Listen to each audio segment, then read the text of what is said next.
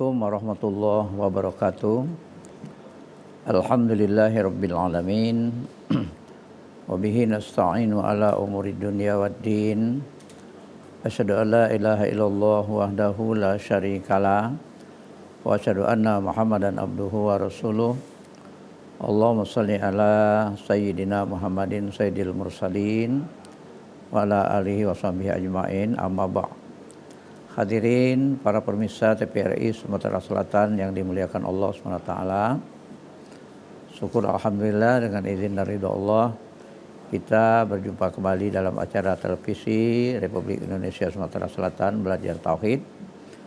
Dan tema kita pada sore hari ini adalah Awaluddin Ma'rifatullah. Salawat dan salam semoga dilimpahkan bagi junjungan kita Nabi Muhammad SAW beserta keluarga beliau, sahabat-sahabat beliau dan pengikut-pengikut beliau. Untuk barokahnya kaji kita ini, mari kita sama awali membaca umul kitab li hadhihi niyah wa la kulli niyatin shalihah wa li hadratin Nabil Mustafa Muhammad sallallahu alaihi wasallam. Al-Fatihah. A'udzubillahi minasyaitonir rajim. Bismillahirrahmanirrahim. Alhamdulillahirabbil alamin, arrahmanirrahim, maliki yaumiddin. Iyyaka na'budu wa iyyaka nasta'in. Ihdinas siratal mustaqim. Siratal ladzina an'amta 'alaihim ghairil maghdubi 'alaihim waladdallin. Amin. Para pemirsa TVRI Sumatera Selatan yang dimuliakan Allah SWT. Tema kita sore hari ini adalah Awaluddin Ma'rifatullah. Terjemahan dalam bahasa Indonesia, awal agama itu atau mula-mula agama itu mengenal Allah.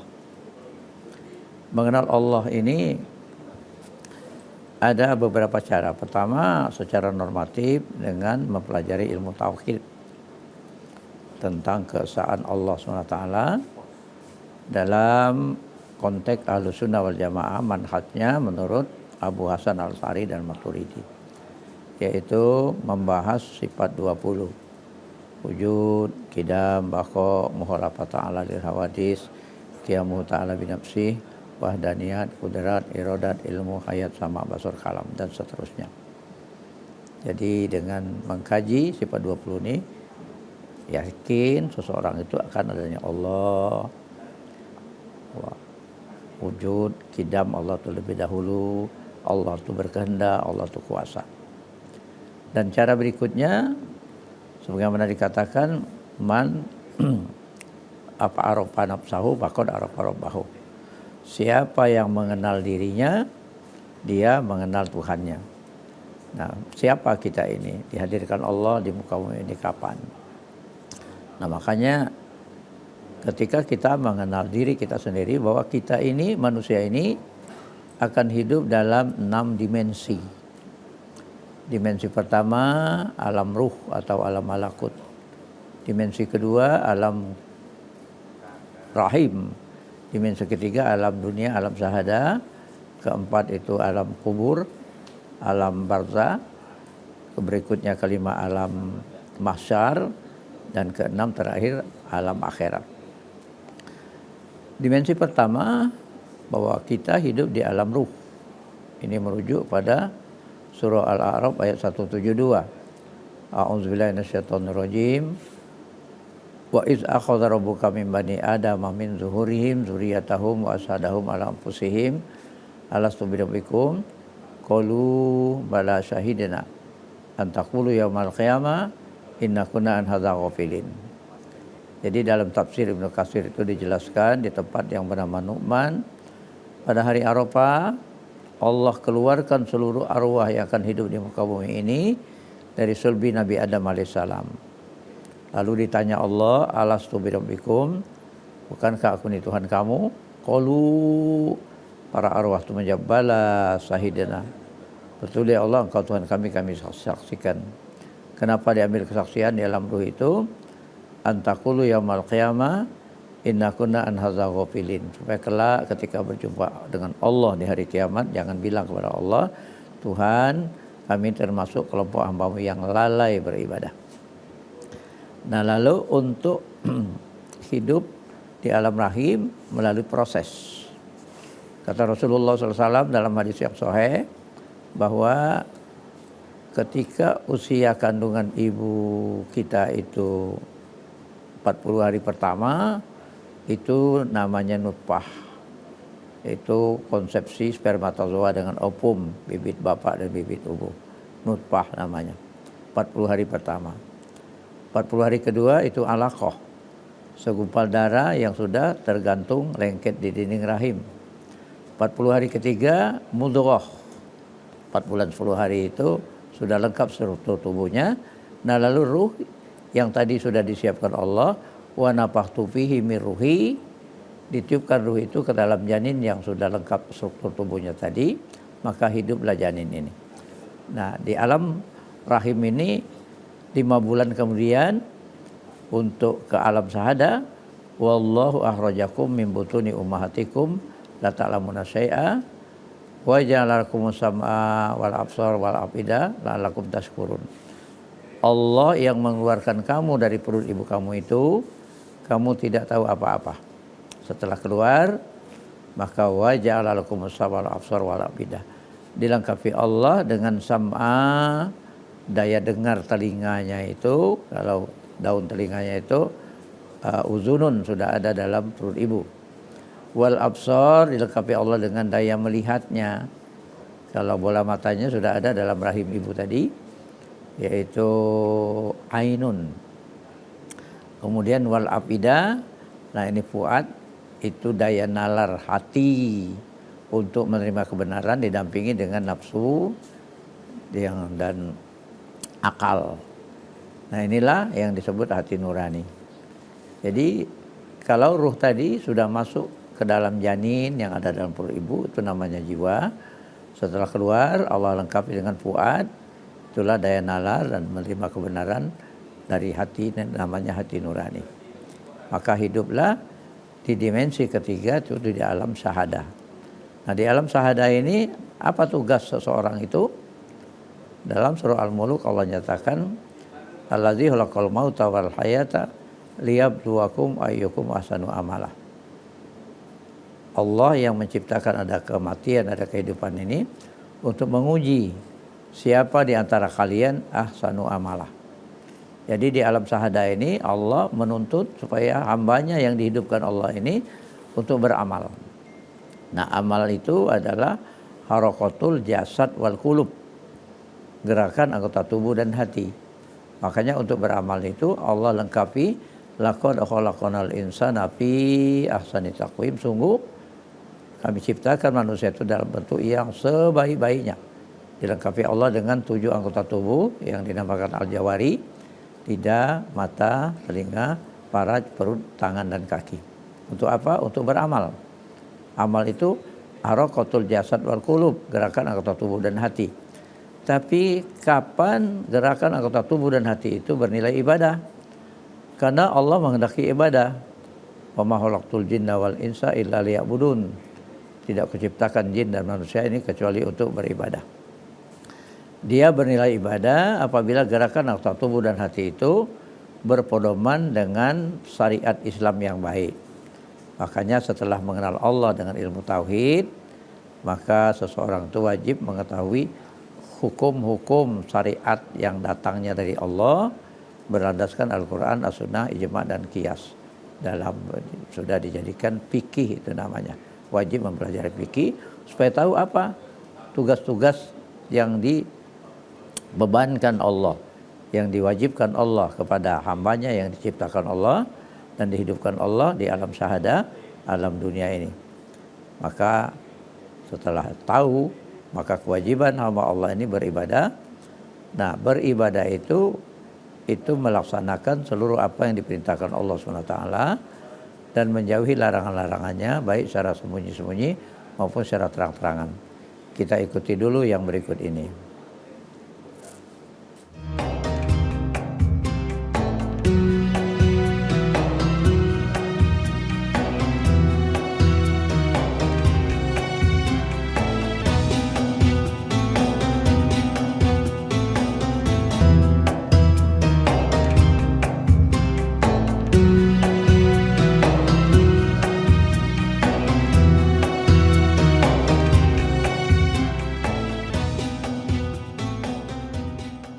pemirsa TVRI Sumatera Selatan yang dimuliakan Allah SWT, di alam syahadah ini, di alam dunia ini, maka Allah menghendaki kita ini beramal. Amal itu adalah harakatul jasad wal qulub, gerakan anggota tubuh dan hati, dan dia bernilai ibadah apabila gerakan anggota tubuh dan hati itu berpedoman dengan syariat. Makanya wajib mempelajari syariat atau fikih. Karena wa kullu man bighairi ilmi ya'malu a'maluhu mardudatun la tuqbalu. Setiap orang yang beramal tanpa ilmu, amalnya itu ditolak, tidak diterima. Makanya seketika di alam dunia ini, di alam syahadah ini, apa perintah Allah? Ya ayyuhalladzina amanu taqullaha wa tanzur nafsum ma qaddamat lighad wattaqullaha innallaha khabirum bima ta'malun. Hai orang-orang yang beriman, bertakwalah kepada Allah. Dan hendaklah setiap diri kalian mempersiapkan apa, melakukan evaluasi terhadap apa yang sudah kalian persiapkan untuk menyongsong hari esok. Hari esok itu hari akhirat, hari di alam barzah sesudah alam dunia ini. Nah, bertakwa itu diperintahkan oleh Allah SWT. Bertakwa itu adalah imtisalu awamirillahi azza wajal wajutinabu nawahihi sirra wa alaniyah. Mengerjakan seluruh apa-apa yang diperintahkan Allah SWT dan menjauhi larangan-larangannya, baik secara sembunyi-sembunyi maupun secara terang-terangan. Nah, apa yang diperintahkan Allah itu yang terkandung dalam rukun Islam. Syahadat, sholat, puasa, zakat, haji. Itu yang diperintahkan Allah. Dan Allah menghendaki takwa yang sebenar-benarnya. Ya ayyuhalladzina amanu taqullaha haqqa tuqatih wa la tamutunna illa wa antum muslimun. Hai orang yang beriman, bertakwalah kepada Allah dengan sebenar-benar takwa dan jangan kamu mati sebelum kamu menjadi muslim. Muslim itu artinya hamba Allah yang menyerah patuh dalam melaksanakan segala apa yang diperintahkan Allah dan menjauhi larangan-larangannya. Makanya Allah menghendaki melaksanakan seluruh rukun Islam itu secara sempurna, berkualitas.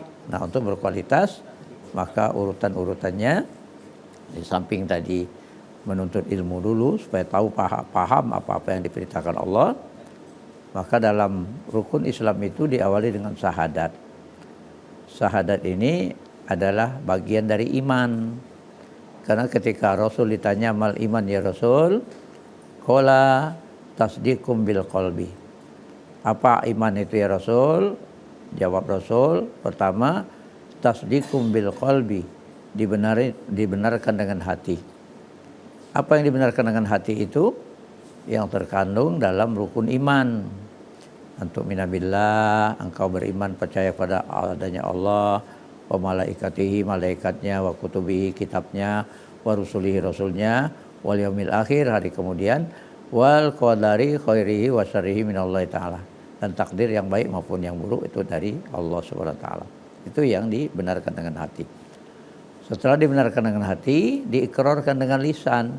Asyhadu an la ilaha illallah wa asyhadu anna Muhammadar Rasulullah.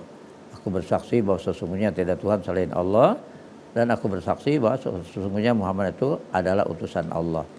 Nah, setelah ikrar wa amalu bil arkan, mengamalkan dengan anggota badan tadi itu. Nah, amal ini amal yang terbaik ya. Allazi khalaqal mauta wal hayata liyabluwakum ayyukum ahsanu amala. Allah yang menciptakan ada kematian, ada kehidupan ini untuk menguji siapa di antara kalian ahsanu amala, yang paling baik amalnya. Jadi Allah menuntut hambanya ini beramal yang terbaik. Makanya pandai-pandai memanfaatkan momentum.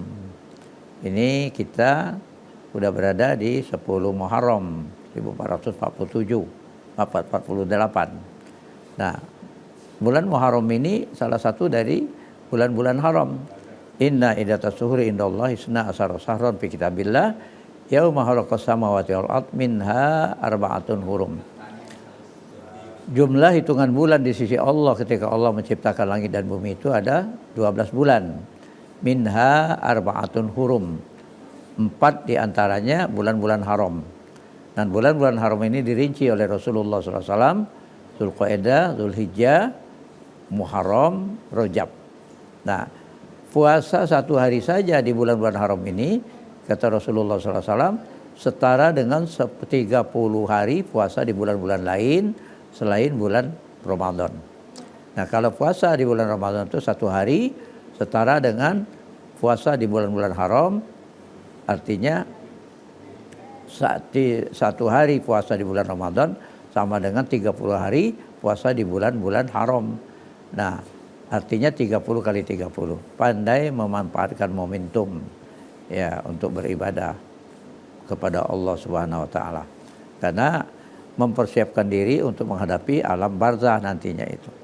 Dan di alam dunia ini maka amal-amal itu dinilai oleh Allah Subhanahu wa taala bahwa amalan yang terbaik.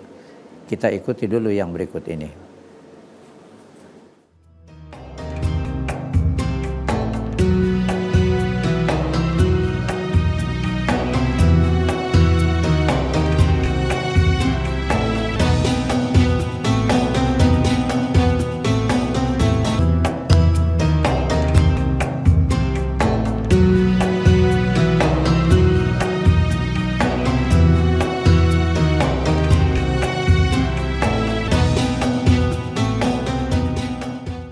Para pemirsa TVRI Sumatera Selatan yang dimuliakan Allah SWT, ketika di alam syahadah, di alam dunia ini, Allah mengingatkan, wal tanzur nafsum ma qaddamat liqad wattaqullah.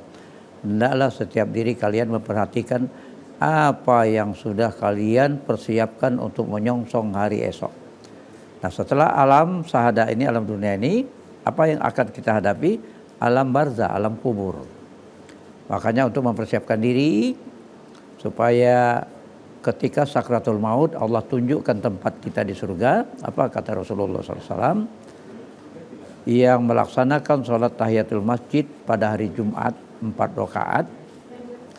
Bacaannya masing-masing setiap rakaat itu sesudah Al-Fatihah itu surah Al-Ikhlas Qul huwallahu ahad 50 kali. Jadi 4 rakaat itu 200 Qul huwallahu ahad. Apa hikmahnya? Nanti ketika sakratul maut belum dimatikan Allah sebelum Allah mempertunjukkan tempatnya di surga kelak. Nah, lalu setelah masuk kubur maka datanglah malaikat menanyakan. Pertama ditampilkannya Nabi Muhammad SAW, ditanyakannya, apa pendapatmu tentang laki-laki ini? Kalau dijawabnya itu adalah Nabi Muhammad SAW sekaligus Rasulullah SAW. Selamatlah ia. Maka lihatlah bahwa kuburmu dibukakan Allah, melihat surga yang luas itu. Dan sesudah itu mustari beristirahat. Seperti istirahatnya pengantin baru, tahu-tahu sudah kiamat. Tidak lama penantiannya. Tapi kalau seseorang orang munafik, saya tidak tahu dan saya tidak menyelidiki itu, maka mulailah dipukul oleh malaikat yang menanya itu. Nah, inilah namanya siksa kubur. Siksa kubur ini memang ada. Ketika Rasulullah SAW melewati 2 kuburan, beliau turun dari kendaraannya, lalu kata beliau, orang yang di 2 kuburan ini sedang disiksa. Bukan karena dosa besar, tapi yang satunya karena kencingnya tidak bersih, yang satunya suka anamimah, suka mengadu domba orang. Lalu Rasulullah SAW minta ambilkan pelepah kurma yang masih hidup, masing-masing ditancapkannya kepada 2 kuburan itu. Nah, kata beliau, selama pelepah kurma ini belum kering, maka dia diringankan Allah siksa kuburnya. Hadirin para pemirsa TVRI Sumatera Selatan yang dimuliakan Allah SWT, setelah alam barzah, alam kubur ini, kita akan mengalami alam mahsyar. Nah, digiring dari kubur kita masing-masing dalam 12 kelompok. Kelompok yang pertama itu tidak bertangan, tidak berkaki. Maka ada suara dari sisi Allah, inilah orang-orang yang jahat dengan tetangga.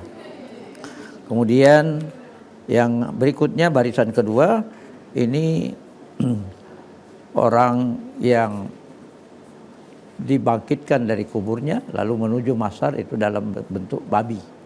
lalu ada suara yang keluar dari sisi Allah, inilah mereka yang meninggalkan sholat fardu. Kemudian ada kelompok yang ketiga, mereka ini perutnya sebesar gunung dan keluar dari perutnya itu ular kalajengking, maka ada suara dari sisi Allah SWT, inilah mereka yang tidak mau mengeluarkan zakat. Jadi 12 kelompok. Kelompok yang ke-12 lah yang selamat, yang mempersiapkan diri dengan bertakwa kepada Allah Subhanahu wa taala. Itu di alam mahsyar. Lalu alam berikutnya, setelah timbang amal, menerima kitab dengan tangan kanan, ada yang dengan tangan kiri, maka yang menerima kitab dengan tangan kanan itu surga, yang menerima kitab dengan tangan kiri itu neraka. Makanya di alam akhirat hanya ada dua, merujuk kepada surah Az-Zumar, wasiqal ladzina kafaru ila jahannam wa ila akhir ayat, bahwa berbondong-bondong digiring manusia ini yang bertakwa kepada surga dan dimasukkan ke surga kekal di dalamnya, sedangkan yang menerima kitab dengan tangan kiri wasiqal ladzina kafaru ila jahannam wa itu yang menerima kitab dengan tangan kiri digiring ke neraka. Sedangkan yang menerima kitab dengan tangan kanan wasiqal ladzina taqaw rabbahum ilal jannati zumara, digiring berbondong-bondong orang yang takwa itu menuju surga dan kekal di dalamnya. Salamun alaikum tibtum fadkhuluha khalidin. Selamat sejahtera atas kalian dan masuklah ke dalam surga itu kekal di dalamnya. Inilah yang dapat kita sampaikan dalam kesempatan yang singkat ini. Mudah-mudahan ada manfaatnya. Semoga Allah menerima amal ibadah kita. Wassalamualaikum warahmatullahi wabarakatuh.